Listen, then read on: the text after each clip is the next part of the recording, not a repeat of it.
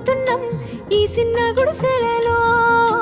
కంటోలు బియ్యమే తింటూ ఉన్నాం మన ఎల్లలేదురయ్యో. కష్టాల్లో తోడున్న అందరికీ నా ఒళ్ళని కనిపిస్తలేనమ్మ కొందరికి కష్టాల్లో నేనున్నని.